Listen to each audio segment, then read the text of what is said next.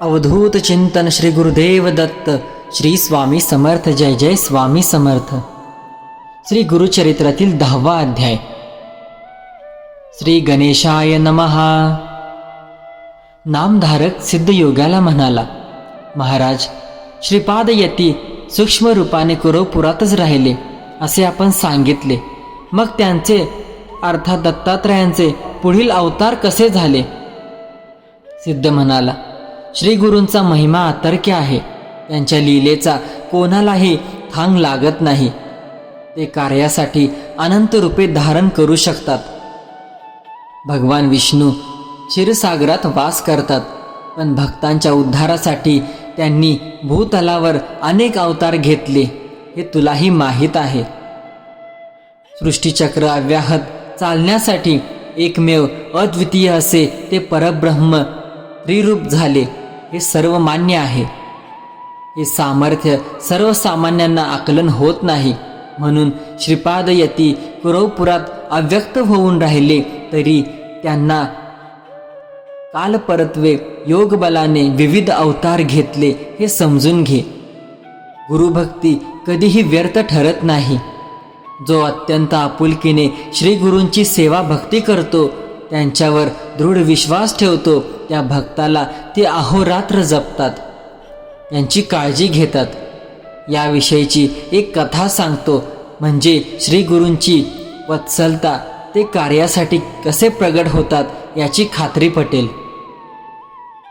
वल्लभेश नावाचा एक काश्यप गोत्री ब्राह्मण होता। तो सुशील व सदाचारी होता। व्यापार धंदा करायचा। तो श्रीपादांची भक्ती करायचा। त्यांच्या दर्शनासाठी प्रत्येक वर्षी कुरवपुरास यायचा। एकदा तो व्यापारासाठी निघाला। या खेपेस चांगला नफा झाला, म्हणून गुरुस्थानी 1000 ब्राह्मणांना भोजन द्यायचे असा त्याने मनोमन संकल्प केला होता। मार्गामध्ये तो श्रीपादांचेच ध्यान करीत होता। श्री गुरूंच्या कृपेने त्याच्या मालाची गावोगावी उत्तम विक्री झाली। त्याला अपेक्षेपेक्षा जास्त नफा मिळाला। ती द्रव्यराशी घेऊन तो कुरवपुरास निघाला। काही चोरांनी त्याला लुटण्याचे ठरवले। आम्ही श्रीपादांच्या दर्शनासाठी कुरवपुरास जात आहोत असे सांगून तेही त्याच्याबरोबर चालू लागले। रात्रीच्या सुमारास निर्जन स्थान पाहून त्यांनी त्या ब्राह्मणाचा वध केला आणि त्याचे सर्व द्रव्य घेतले। त्याच क्षणी श्रीपाद श्री गुरु धिप्पाड देह धारण करून त्यांच्या सन्मुख प्रकट झाले। रुद्राक्षधारी, भस्मधारी, जटाधारी आणि तीक्ष्ण त्रिशूळधारी असा त्या साधूचे डोळे संतापाने आग ओकत होते। ते भयंकर उग्र रूप पाहून तस्कर भयभीत झाले। श्री गुरूंनी आपल्या त्रिशूळाने त्यांना क्षणार्धात ठार केले, तर एक तस्कर गयावया करीत त्यांच्या चरणी लोटला। तो म्हणाला, मला मारू नका, मी निरपराधी आहे। या ब्राह्मणाला मी मारले नाही। माझे साथीदार याला मारतील याची मला जराही कल्पना नव्हती।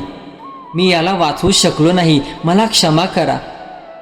सर्व साक्षी श्री गुरूंनी त्याचे अंतःकरण जाणले, त्याला क्षमा केली।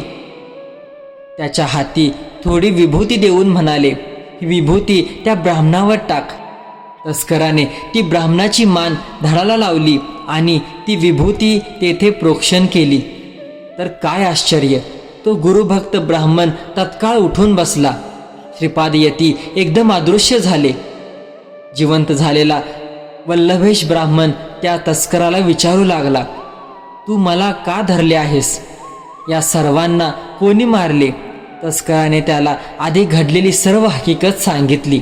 तो म्हणाला, शंकरासारखा दिसणारा एक तेजस्वी येथे आला होता। या तस्करांनी तुला ठार करून तुझे धन चोरले, म्हणून त्याने त्यांना मारले, तुला जिवंत केले।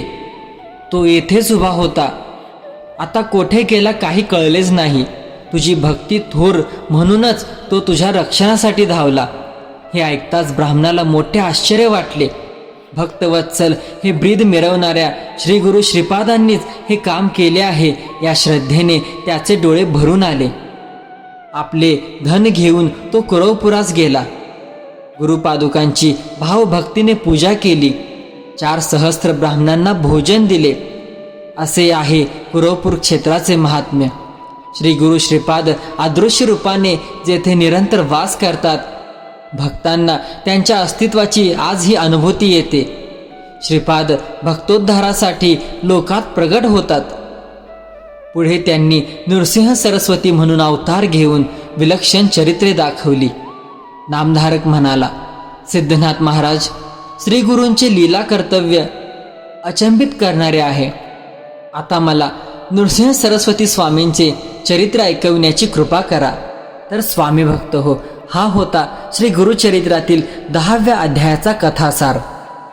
असेच प्रत्येक अध्यायाचे मराठी भाषांतरीमध्ये कथासार तुम्हाला आपल्या स्वामी उपासना या चॅनलवरती ऐकायला मिळणार आहे.